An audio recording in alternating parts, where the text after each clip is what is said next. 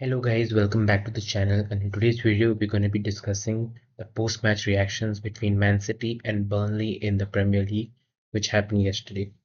The format of this will be as follows: score results, overall performance, substitution thoughts, and a quick preview for next game. And yeah, that's pretty much it. Before I start, make sure to please like, share, and subscribe to the channel. And yeah, let's get on with it. So the score predictions first, I mean the score reaction, sorry. So in the prediction video, I mentioned that it will be Man City. Man City will get either a 2-1 win or a 3-1 win. Now the actual result is 5-1. That is very, very crazy. 5-1. I mean, it's against Burnley. Now some people will say they're like a weak team. The team just promoted from Championship to Premier League, so they need time to adjust, etc., etc.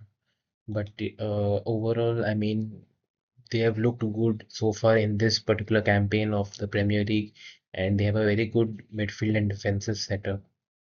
So yeah, 5-1 is the score, and obviously there were two own goals from the Burnley defense. It was Maxime Esteve, and then so two own goals, one goal from Nunes, and then obviously Haaland with two goals right at the end of the game, almost towards the last 2-3 minutes of the game. So Haaland also, again continues to be on that score sheet for Man City, and yeah, that's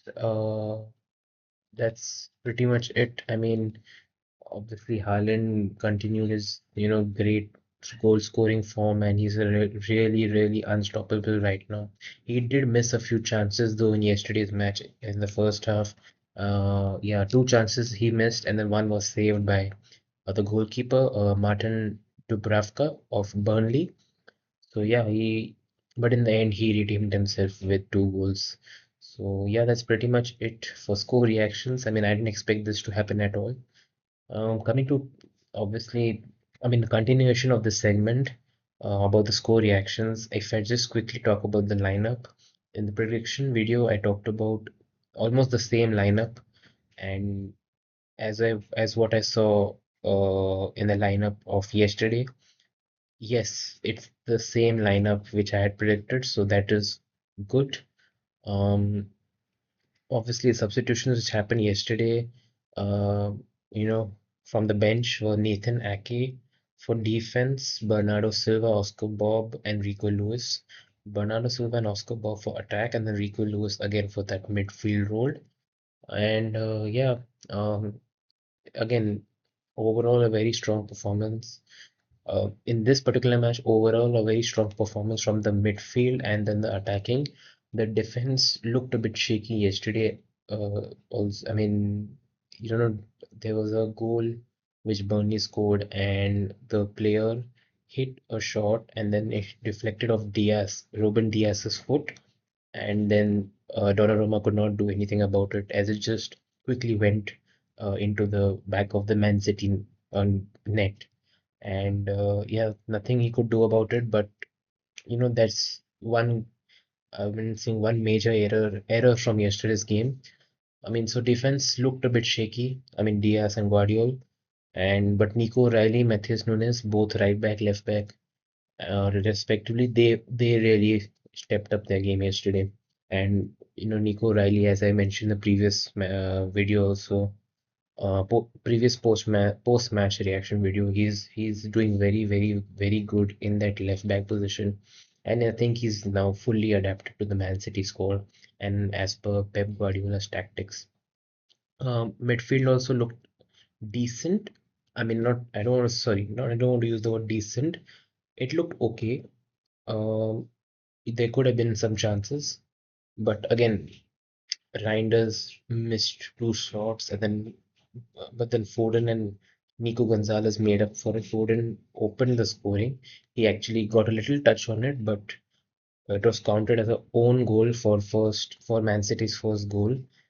And then Nico Gonzalez is a basically a holding midfielder, the same position, like the same position Rodri plays. So you can say he's like a backup defensive midfielder for Man City. He also showed a very world-class performance yesterday, and stopped the counter attacks from Burnley. And then attacking, obviously, Savinho on the right side. Uh, he did he did show his dribbling, but could not have find an end product, so he was substituted out, and Oscar Bob was brought in, and then there was an immediate impact into the game. Erling Haaland, obviously, as I mentioned at the start of this video, he did have a few chances in the first half, but was not able to put it away. And one of the shots was saved by Martin Dubravka. And then Jeremy Doku again, obviously, so from the Burnley side, Kyle Walker returned. He's a former Man City player now, and he returned back to the Etihad Stadium yesterday. And it was very nice to see that. I mean, how the fans, gave him that sort of respect and welcome back. And but actually in the game, Jeremy Doku actually, gave Kyle Walker a little bit of trouble. So obviously, Doku sprinted past Kyle Walker and provided the finishing assist and the finishing touches for the game. So that was very evident. And Doku again is such a brilliant player, and I think he's right now one of the best wingers out there, hands down, one of the biggest and most important players as a winger in the world right now. Coming to the substitutions, I mean, very quickly, Oscar Bob, when he came on, a brilliant 2-3 minutes, and then he scored the third goal. Although it was counted yet again as a own goal by Esteve, the Burnley defender. Again, Nathan Ake coming, looked solid in the defense. Rico Lewis, again, he came in the 83rd minute, but didn't do much. He was in the midfield role and controlled most of the ball. Bernardo Silva, same thing, again looked strong in the attack, but didn't do much as for the playmaking chances and stuff like that. Um, Overall performance very good for Man City, and yeah. What else to say? I mean, everything is going good right now. Although I feel like Donnarumma could have kept a clean sheet in this match, he did. He didn't keep a clean sheet against that Arsenal match where he got a yellow card as well. I feel like he in yesterday's match he didn't have a yellow card. He could have, you know, somehow had some luck going by his side and saved that one goal and kept a clean sheet and add to his tally. I feel that could have been improved.